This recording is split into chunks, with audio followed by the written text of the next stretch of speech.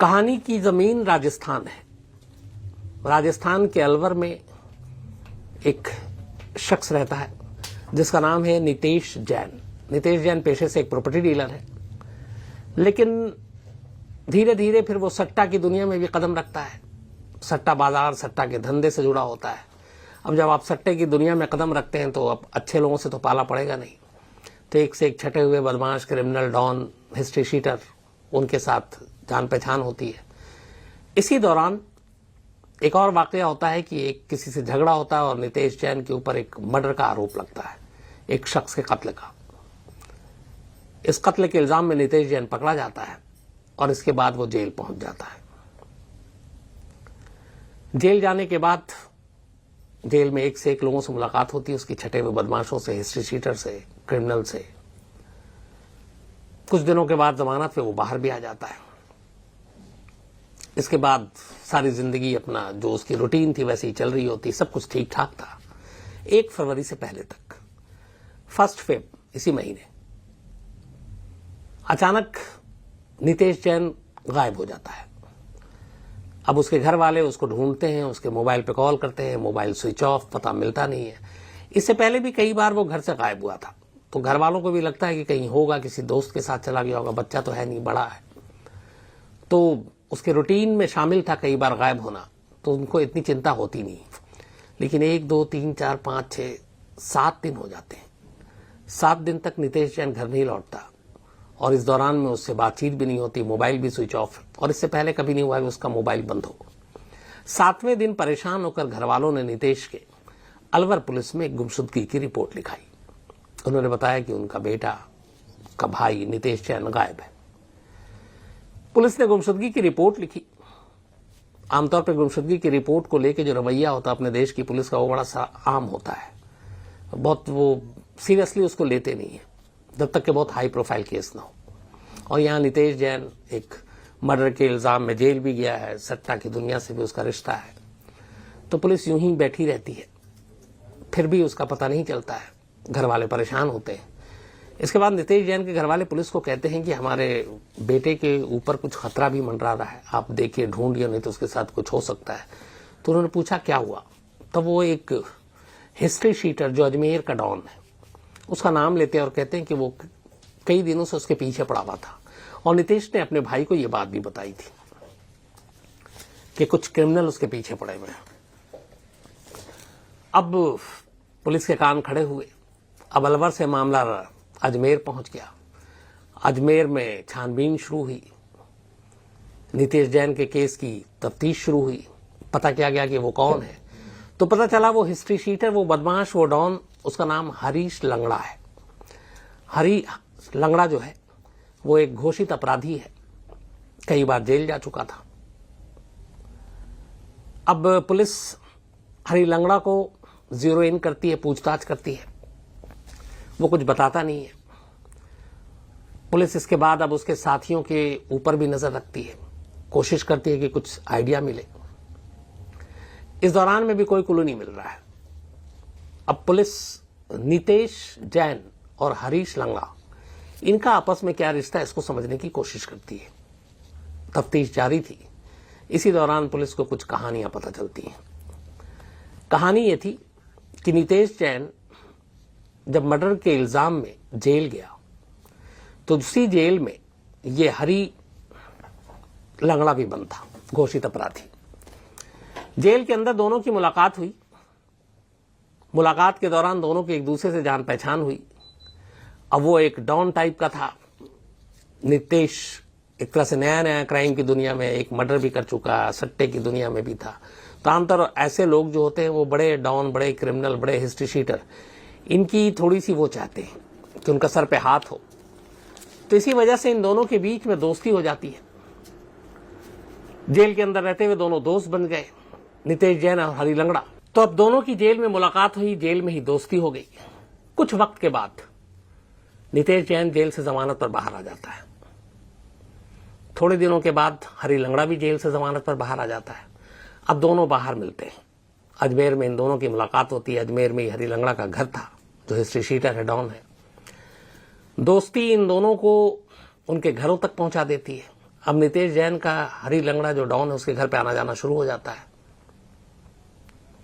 हरी लंगड़ा की एक बीवी थी जो उसी घर में रहती थी।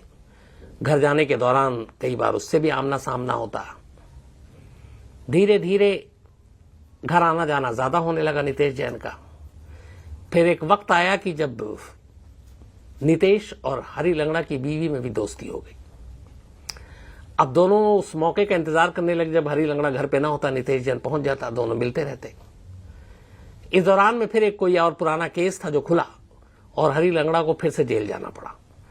अब उसके जेल जाने के बाद रास्ता साफ था नितेश जैन का, और भी जो है वो डर दूर हो गया कि चोरी चोरी मिलना है, चुपके से मिलना है। चूंकि उसे मालूम है कि उसका दोस्त जेल में, तो वो घर जाता अक्सर। तो अब हरी लंगड़ा की बीवी और नितेश जैन, इन दोनों के बीच प्यार हो चुका था। जेल में ये बात किसी तरीके से हरी लंगड़ा तक पहुंच जाती है कि जो तुम्हारा दोस्त है वो तुम्हारी बीवी के करीब आ चुका है। ये सुनकर हरी लंगड़ा को बहुत गुस्सा आता है। इसके बाद वो कोशिश करता है कि किसी तरह उसे जल्द से जल्द जमानत मिल जाए। जमानत मिलती है, वो बाहर आता है। बाहर आने के बाद वो इस बात का एहसास नितेश जैन को नहीं करता है कि उसे सब कुछ पता है। लेकिन हरी लंगड़ा बाहर आने के बाद अपने जो बदमाशों की सर्किल थी उसमें एक ऐलान करवाता है। वो कहता है कि मैं एक सुपारी देना चाहता हूं और मुंह मांगी कीमत दूंगा। जिस शख्स के नाम की मैं सुपारी निकाल रहा हूं जो उसे मारेगा वो बोली लगाए। बहुत सारे क्रिमिनल आगे आते हैं। उनमें से एक क्रिमिनल, उसका नाम था मनोज यादव। भाड़े पे कत्ल करना, किराए पे कत्ल करना, सुपारी लेना। जब उसे इस सुपारी के बारे में पता चला तो मनोज यादव हरी लंगड़ा के पास पहुंचा। उसने कहा ये सुपारी मैं उठाऊंगा। सौदा 20 लाख रुपए में तय हुआ। 20 लाख रुपए दिया हरी लंगड़ा ने मनोज यादव को।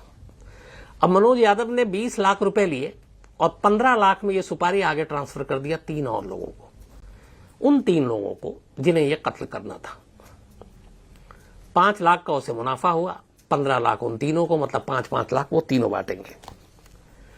अब इसके बाद तीनों मौके का इंतजार करने लगे कि कब मौका मिले और नितेश जैन को रास्ते से हटाए। लेकिन इस दौरान में चूंकि हरी लंगड़ा के साथ दोस्ती थी नितेश की, तो उसके कुछ दाएं बाएं जो दोस्त थे वो नितेश को भी जानते थे। उन्होंने इस सुपारी के बारे में नितेश को बता दिया कि तुम्हारे नाम की सुपारी तुम्हारी दोस्त हरी लंगड़ा ने निकाली है, क्योंकि उसे पता चल चुका है कि तुम्हारी और उसकी बीवी तुम दोनों के बीच में करीबी है। नितेश ये सुनकर परेशान हो जाता है। उसे मालूम है कि हरी लंगड़ा किसी हद तक जा सकता है। अब अपनी जान बचाने के लिए उसे हथियार चाहिए था, पिस्टल, बंदूक, लेकिन वो कहीं मिल नहीं रहा था। इसने अपने कुछ सर्किल में बोला कि मुझे हथियार चाहिए ताकि मैं हरी लंगड़ा से अपने आप का बचाव कर सकूं। उसी सर्किल के 2 लोग जिसके पुराने दोस्त थे वो आगे आते हैं और वो कहते हैं कि मैं तुम्हें हथियार दिलाऊंगा, बट हथियार लेने के लिए फिरोजाबाद चलना पड़ेगा, यूपी।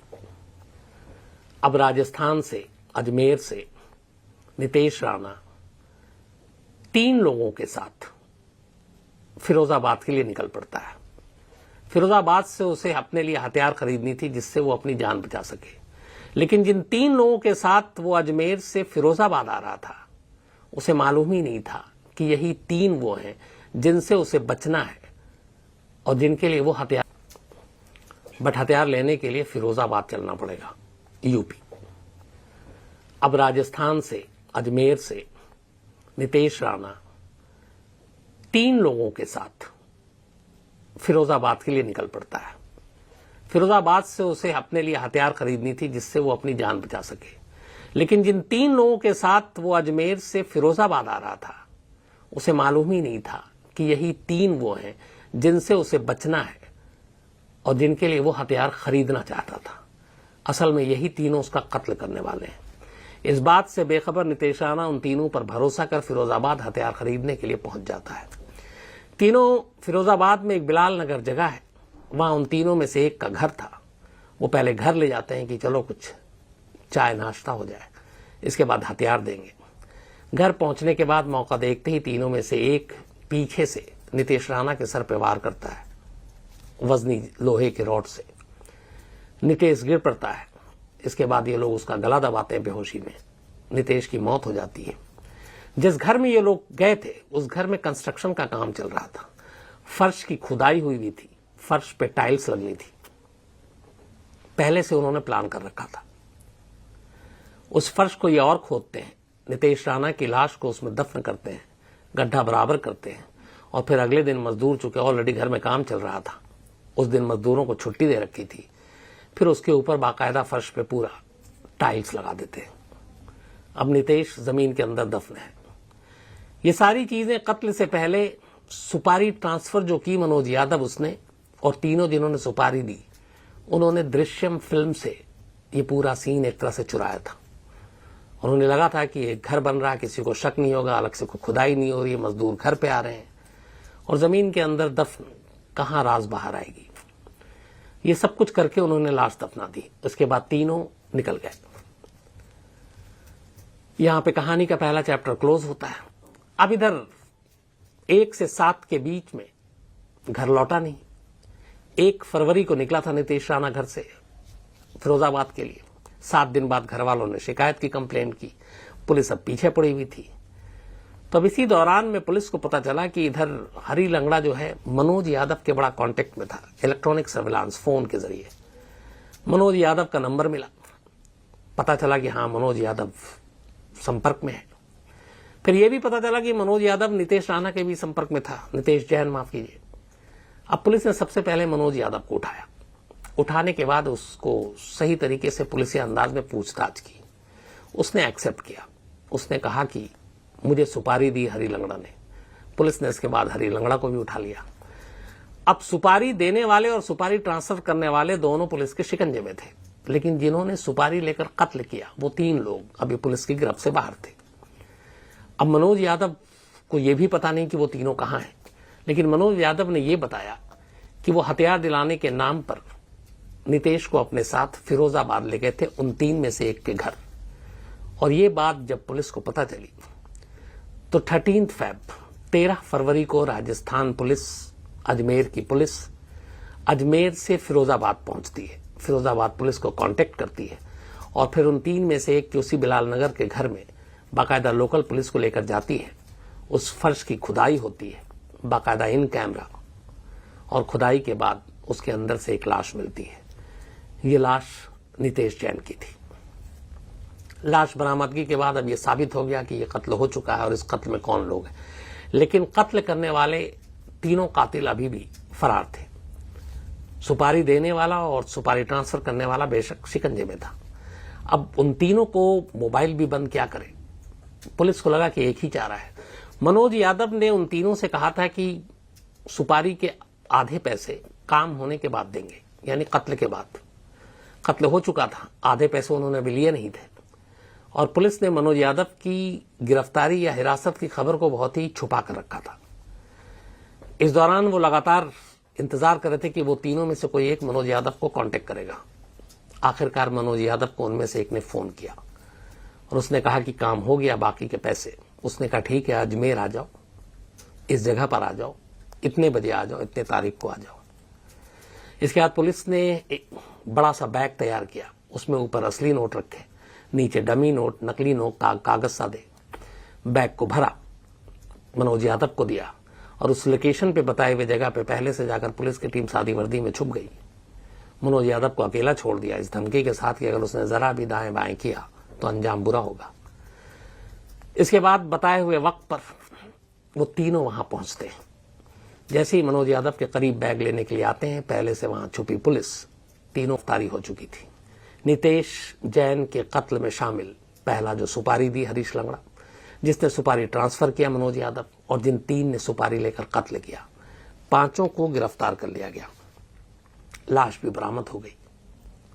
अब ये 5 पुलिस के अभी इस वक्त कब्जे में है, पुलिस इनको इंट्रोगेट कर रही है। इसके बाद शायद जुडिशियल कस्टडी में जाएंगे।